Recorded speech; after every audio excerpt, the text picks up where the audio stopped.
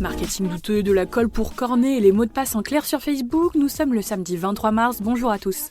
Voici votre concentré d'actualité scientifique sélectionné par Maxi-Science.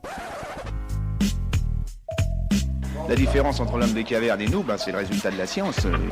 Et ce n'est pas une opinion, c'est de la science. Notre monde n'est pas si moche.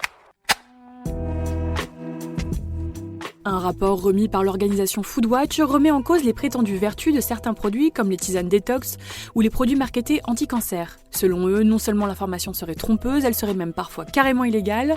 L'ONG réclame plus de transparence et d'honnêteté dans l'utilisation de promesses santé sur les produits alimentaires.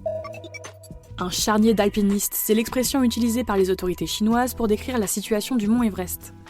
Avec le réchauffement climatique, la glace fond de plus en plus sur l'Everest et les corps autrefois enfouis réapparaissent. On estime que 200 corps se trouvent encore sur le chemin de l'ascension. Les scientifiques ont inventé une colle pour traiter les défauts de cornée qui pourrait bien aider les chirurgiens. Cette colle est composée de gélatine chimiquement modifiée ainsi que de molécules appelées photoinitiateurs.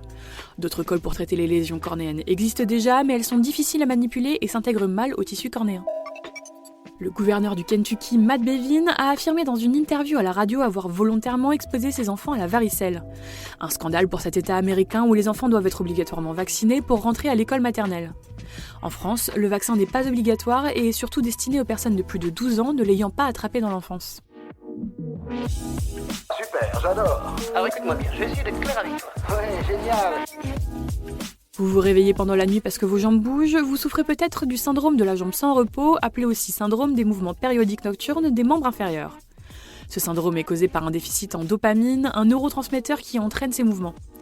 En général, c'est un problème de transformation de la tyrosine en dopamine à cause d'une carence en fer. Un Français sur 10 en souffrirait aujourd'hui. Constamment piqué par les moustiques, on a peut-être la solution. Selon une étude de l'Université du Colorado, en administrant un médicament appelé de l'ivermectine, on rendrait notre sang potentiellement mortel pour les moustiques. L'idée est avant tout de stopper la propagation du paludisme dans les zones infectées.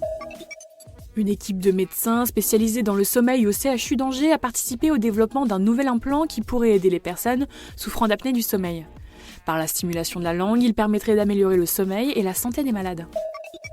Scandale du côté de Facebook, le réseau social aurait stocké en clair, c'est-à-dire de manière non cryptée, des millions de mots de passe appartenant à ses utilisateurs. Les employés de la firme pouvaient accéder aux mots de passe, mais Facebook se veut rassurant, ils étaient stockés sur des serveurs auxquels des personnes extérieures à l'entreprise n'avaient pas accès.